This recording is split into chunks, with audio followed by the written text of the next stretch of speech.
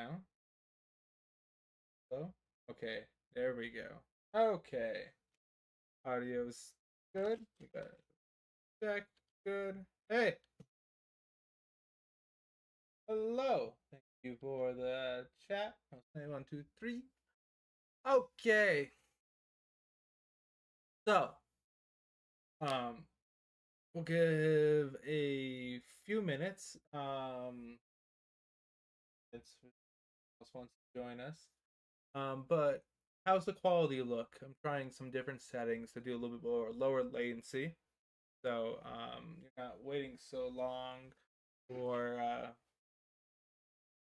um, responses to chat message. So we hopefully can be a little bit closer in responding to each other.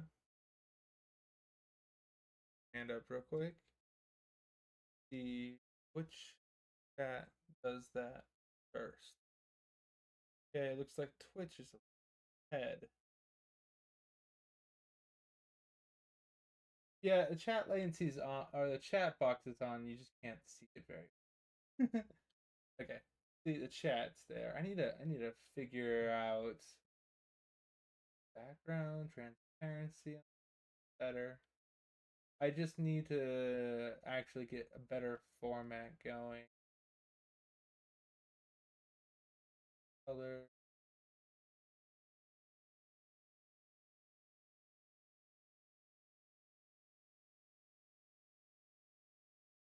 Okay. Hopefully we'll see a little bit better. Okay. So today we're going to do implementation of the Nios V microcontroller or soft processor on the Max 10 FPGAs. We're using the Altera Intel Quartus FPGA, the Max 10, as well as their software. You do need licenses for the processor specifically. I have to assume this may potentially change in the future. It seems kind of weird to have a license for this IP this way, but it is free. But it is annoying to get a Microsoft account up and running, to get it going and node locked when this isn't really a hard requirement for a lot of other tools. So it's interesting. Okay, first off, let's talk about the licensing um, that is required. So if you go into their self-service licensing center, you can select the appropriate license and have it installed locally on your computer. For the tools, we're going to be using the Quartus Lite 23.1, the Quartus Pro 24.1, but only the Ashton RISC-V IDE from the Pro install. This is it's just there's new features on this version of the IDE, which is kind of required to follow this little guide. So we're gonna do we have a little speed run thing in the bottom, so we're gonna act like this is a speed run. It's we kind of we'll see how fun this is. And we're gonna go through the guide listed here. There's a bunch of steps. Those steps correlate with what we have the speed run in the bottom left. And we're just going to run. I'm going to put these instructions on the other monitor, and we're just going to run through it. And at the end, we'll kind of discuss these other issues and maybe look at opening up OpenOCD inside the system. Okay, so let's get started. Pull up all along. Okay, so the rules, we're going to not use any for the speed run, and we're not going to use any user generated content. We'll try to use the GUI. We'll try to use what the vendor expects us to use, and our goal is to get Hello World over JTAG or UART communications. So let us begin by starting a new. Oh, we're going to begin. I guess we'll start the timer when we open up Quartus. So we're going to go through the Windows menu just so everyone knows we're doing Light Edition. We're going to open up Quartus and start the timer. Look at that. We actually have a timer running.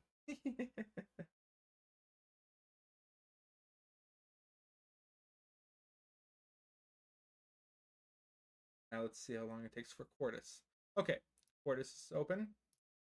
We're gonna go File, a new project wizard. Call this. We'll do green. We're gonna call this Nios V top. This will match with the instructions from the scripts. Okay. Yes, we'll create the directory. We'll empty project, no files to use.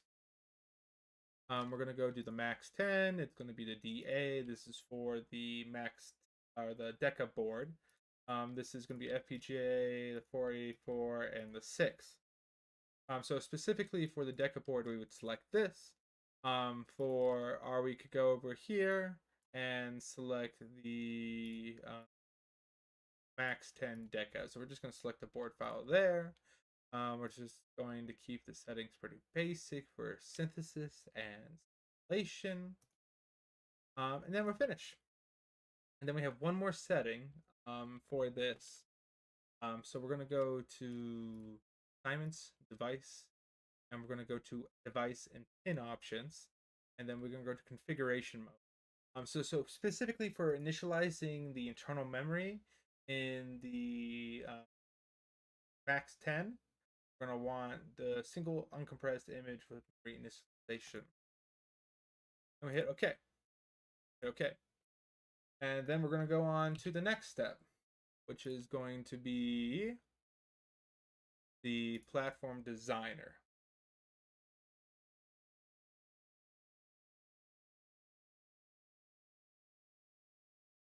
Over here. So we're going to go ahead and remove the provided input for clock and reset and follow what is described in the newer instructions. We're gonna add a clock bridge. We're gonna over here, and we're gonna say basically 50 megahertz. Finish. We're gonna add the reset bridge. Bring over the window because it's always over there. Active load reset. Finish. Then we're going to go back to our processor, embedded processor, to the microcontroller 1. We can explore the other types later. Here, we are going to keep everything the same. We're going to change this later, but we're going to keep everything the same.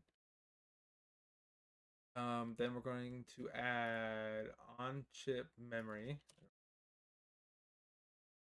Right. Memory. For this one, we're going to need to increase the size dramatically to fit in the HAL BSP. We'll talk about that a little bit more later. It's quite big. Consider how small or how limited the max memory is. So we'll finish there. And then we're going to need our JTAG UART communication. Weird. Guess it's there. Add that one. I think we don't need to change any for this. Okay, so for the in clock, we're going to call it clock in. And for the reset, we're going to do set n. Good. Now we're going to connect everything to the same clock. Connect everything to the same reset. Provide the actually there, good. Then we're going to provide the IRQ for so IRQ 0 is connected to the processors. We're going to provide the instruction data bus to the on-chip memory. Extend that data bus to the JTAG UART system. Okay, so the next step is going to be we're going to generate or assign base addresses. This is just going to update everything to an appropriate base address to be used in the software. The like large chunk being mostly for the on-chip memory. the DM agent, the DM agent, and the software timer. I don't know too much about it. I'm gonna have to.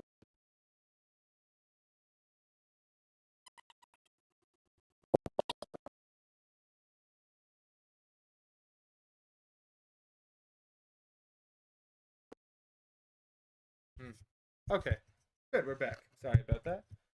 Affect our timing, but it's okay. So next, we're gonna go to view parameters. So we have this over here, and we go here.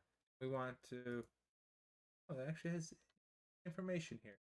Okay, ignoring that, going back here, we're gonna go to on-chip memory, and that should be good.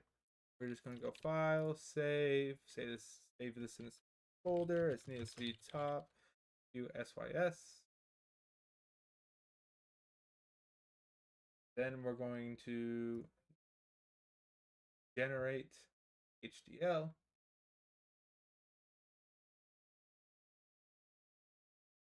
Ugh.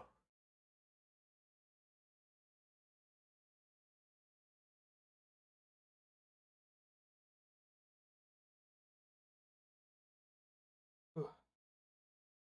Okay, yeah. I think I found some good streaming results for this.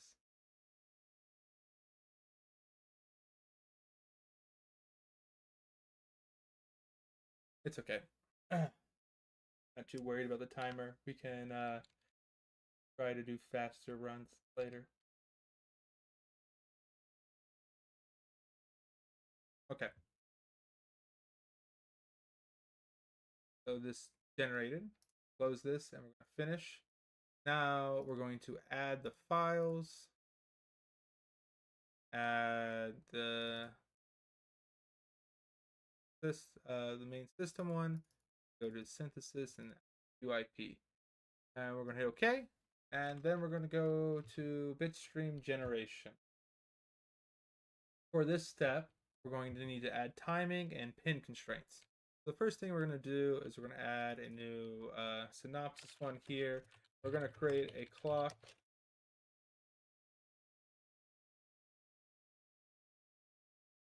for a 50 megahertz system. And we're going to use this port. We kind of already know the clock name, already investigated into the system before, so we're just going to assume we know the correct name. And we're just going to call that its top.sc. Okay. Go to files to verify we have it. Now we're going to do analysis and synthesis so we can open up the pin placement system and then assign the pin. Take about a I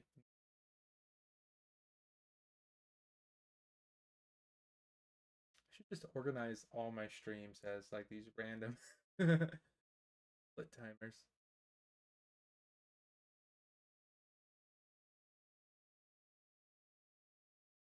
Really interesting. So it's like at 4%, but it's gonna jump up real quick. Basically being done. So, who is interested in more FPGA speedruns? Like how quickly we can get a dev board up and running, use vendor IP, vendor examples, and whatnot. See how the system operates. I think this is kind of a fun idea.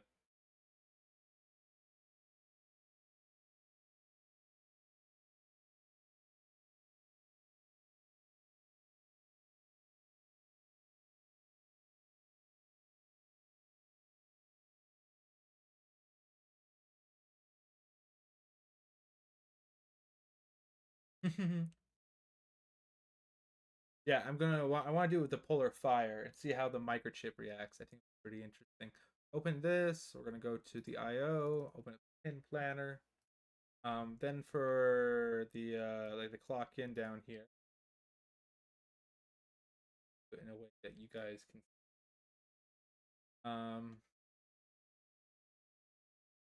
Microchip would be really funny.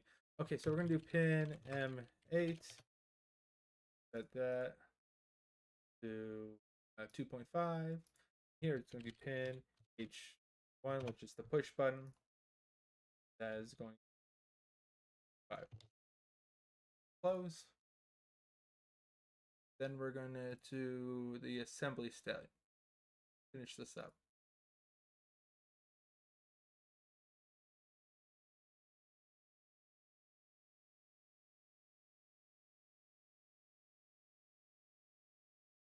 Step 3.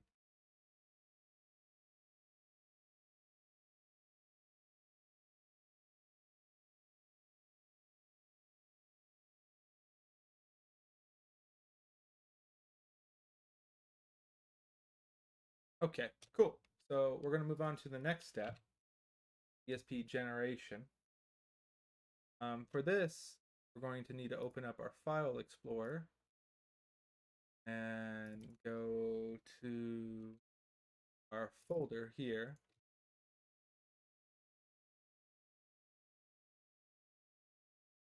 And we're going to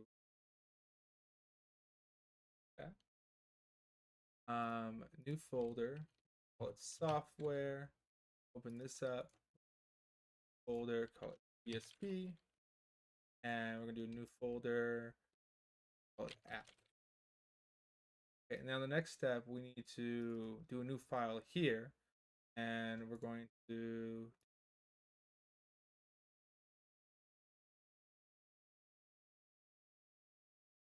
file extension, go ahead and add that with Notepad++, a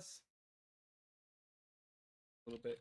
We're gonna type this in, because these are apparently the rules I made for my speed run. I guess if the vendor provided like an actual example, that example.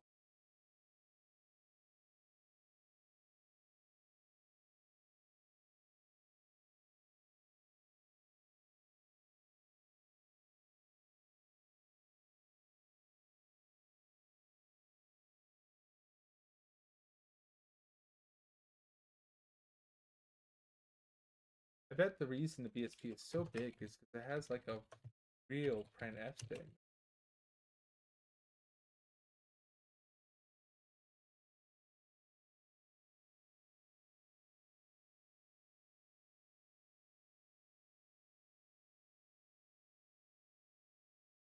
Okay, there's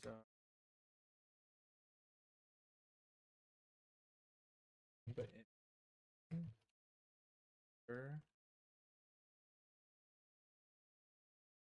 then we're going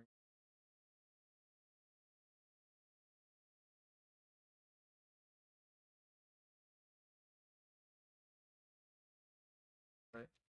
Okay, and then finish that off with a by world.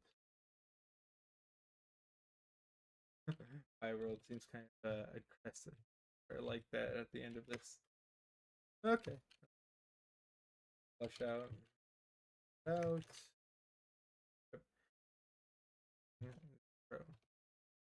This doesn't work. Hopefully the IDE.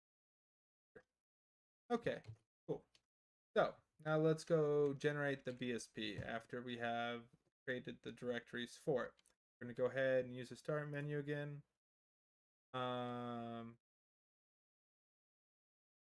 Go to Light Edition, Nios V. Okay. So BSP generation is going to be Nios V.bsp -c-s. Oh, we got to change directories first. Okay, here. Do Nios V -bsp-c-s.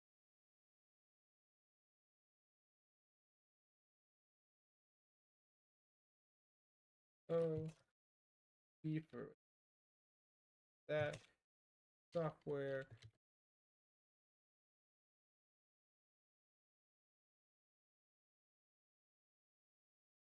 Cool.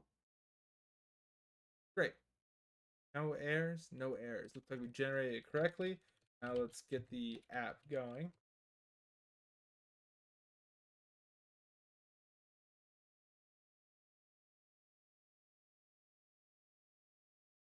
This creates the CMake files for the alpha.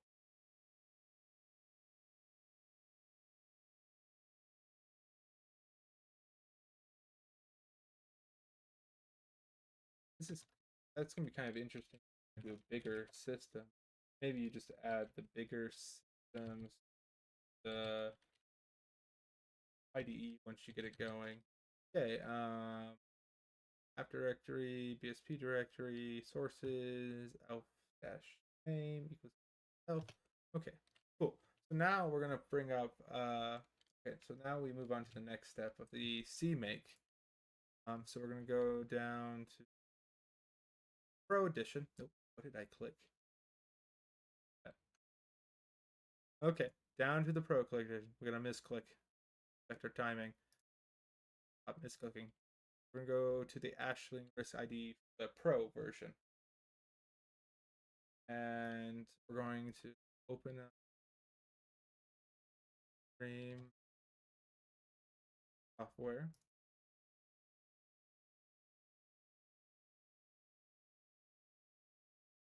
Okay, so we're going to go ahead and import a project. The first one's going to import is going to be the BSP, and go directory folder, import another one, do app here, folder, finish. Be able to right click this and build project.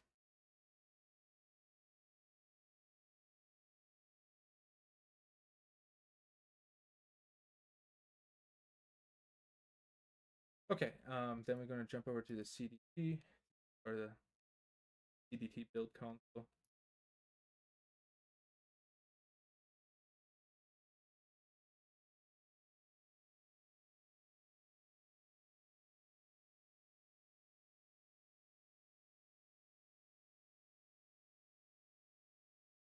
And you notice down here it takes up 94 kilobytes, which is really big for the Max 10 to get the code working, and then it just allocates the rest for the stack and the heap. Which, if you're targeting like a DDR external memory, want to like give it different regions or whatnot.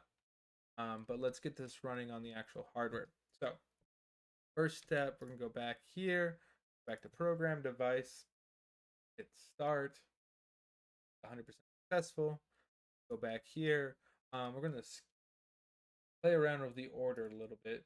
We're gonna get the JTAG external tool working first.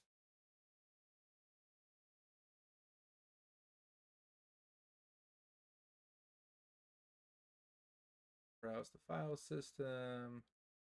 Back here, Cordis, in, down, JTAG, terminal.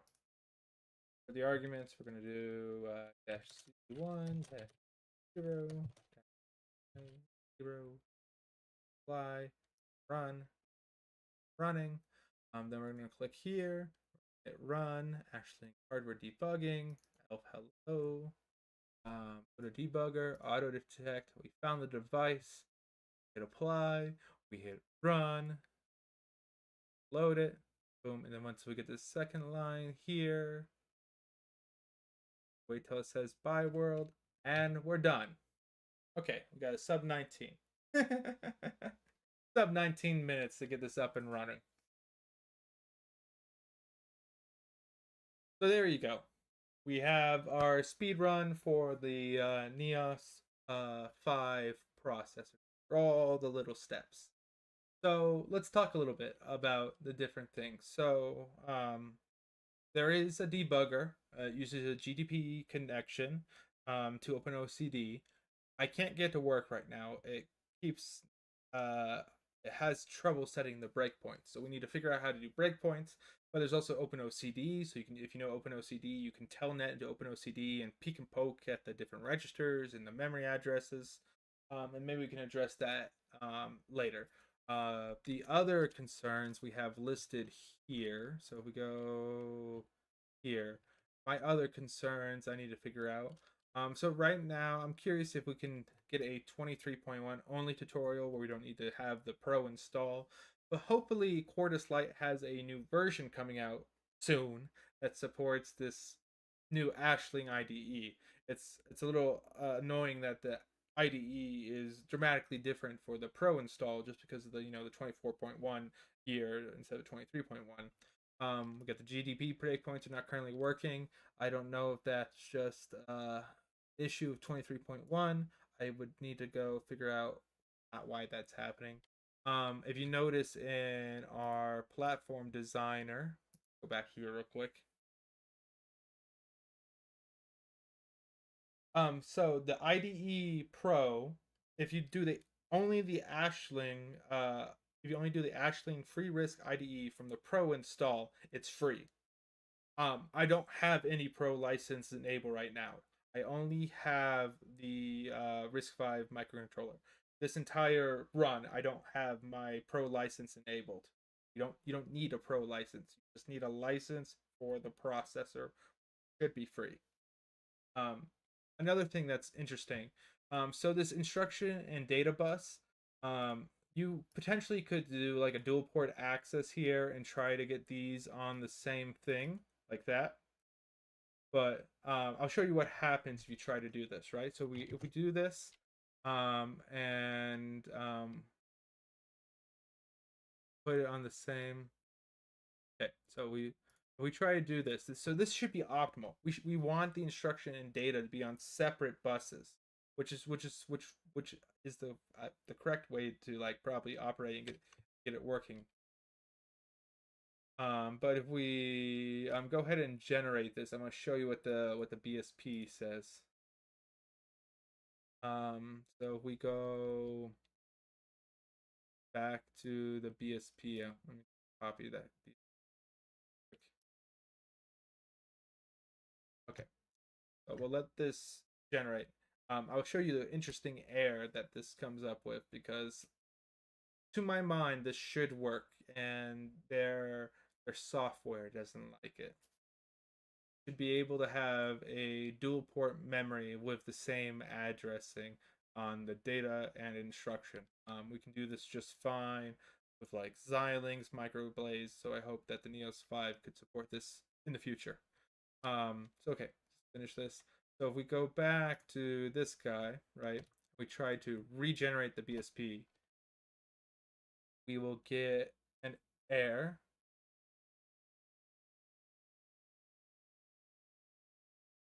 Actually, didn't run an error that time. I think.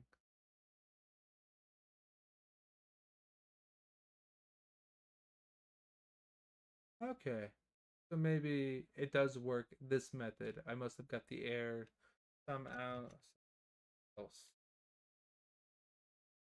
Yeah, okay, now I'm kind of curious if it'll work. Make sure loaded.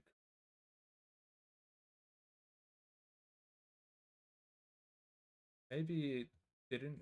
Did it? What happens if we do what expected? Okay. Try reassembling it. I redid everything. Need to start again. Yes. Okay, I'll let you run and that works. Um then we can try clean project and build the project. Okay, so we'll have to look at that. So we have some errors out, but hopefully we can get that working. The HOW BSP is way too big. It's using like more than 50% of the largest Max 10 FPGA. So we need to have a minimum size for that. There's also tools. Show you a ELF hex tool here, and you can convert an ELF file to a hex to be loaded into your bit stream.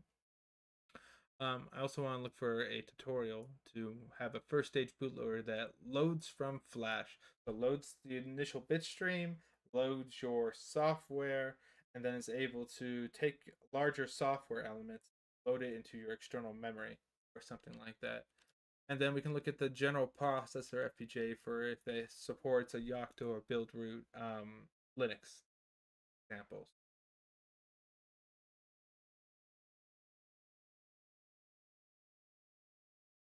I didn't look at the size. What did I say the size was? I tell size was 12%. Let's go ahead and see what the size is after. That's about, okay, so it didn't really change. Okay, so we're mostly done here. There's not much else we can talk about at the moment. I mean, we can look at the different IP you can put into the SoC here. There is different. There's no software examples, right? The hardest part. Where is the driver software for all these different systems? I mean, we could probably let's do some look at the Ashling. We got RISC-V here, driver. That's not what I want. I want software. Where do we keep the software?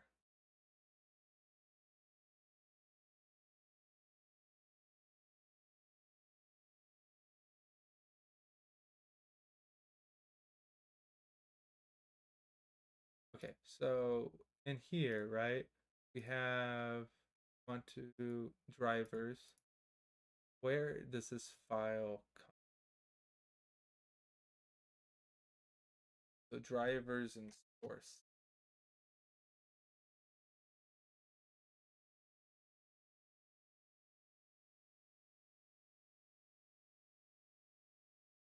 Um,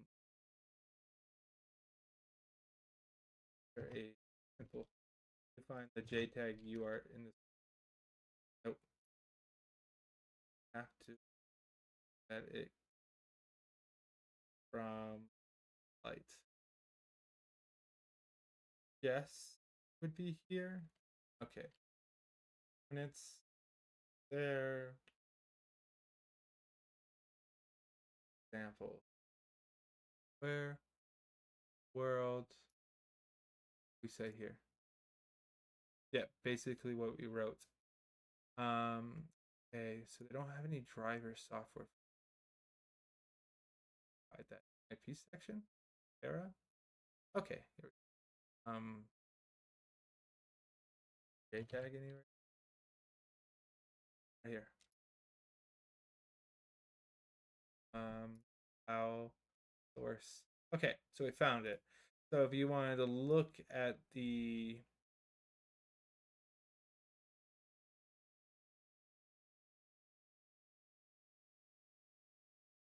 different driver software, like good example here.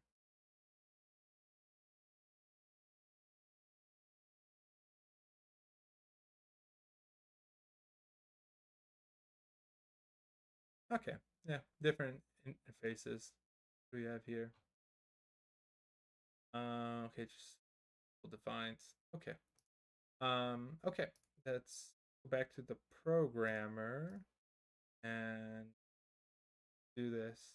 And I want failed.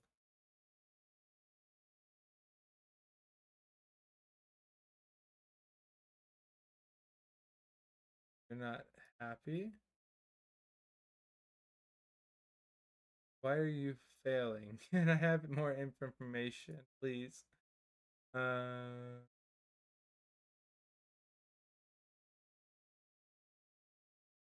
have a log file you can tell me? Okay. Oh no, I know why it's failing. My bad. Okay, so like we talked about, we're using our JTAG UART right here. We gotta kill it. Then we can program this. Plug it real quick. Oh, you were running. Oh, you were doing things. You get the OpenOCD thing running. Okay.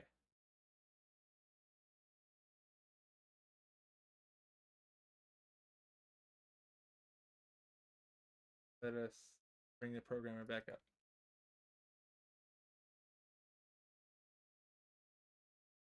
Right. System. There we go. Okay, now back over here, let us run the external tool, then run other tool. Okay, yeah, that works fine. So maybe you can have an instruction in data bus.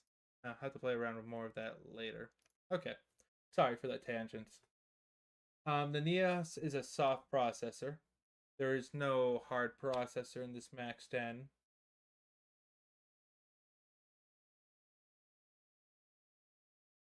So it was, I think it was ARM. The Nios 2 was ARM, I believe, and they discontinued it.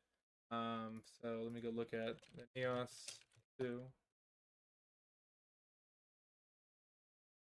So here, right? Did they even tell you?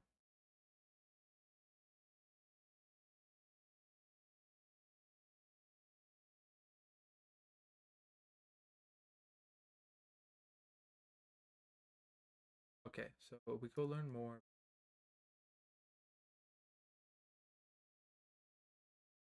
Then, um, I think they really want you to move to Nios 5 now, which is RISC-V base.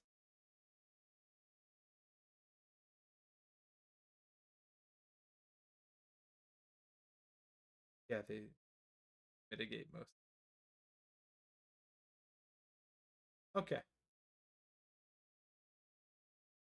so hopefully we get an example with a smaller BSP, one that actually fits the situation better.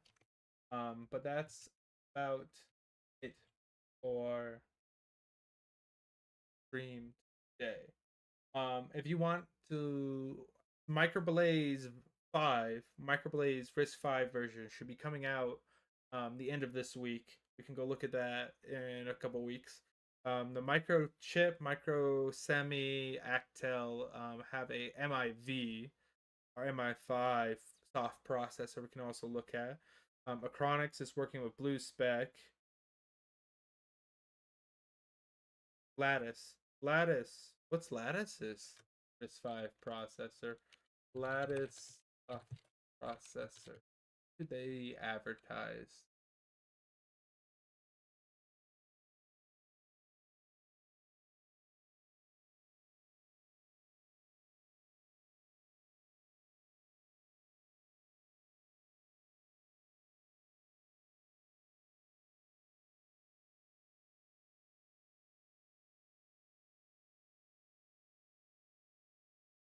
Let's go to Radiant.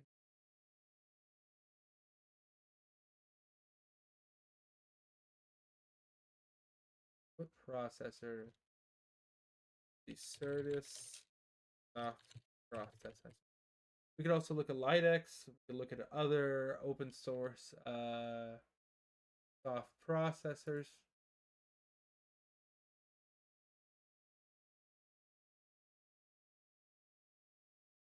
Yeah, I don't really see a specific soft processor that is marketed by. I do see some solutions, but I'm not.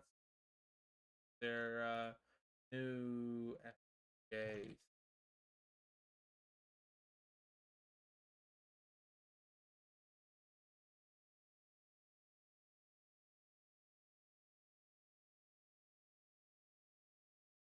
Okay, so I'll have to see what examples they have. Okay, well, thanks for joining us. We'll look more. We'll look more at this in the future. But yeah, leave a like. Leave a comment. What you want to see next.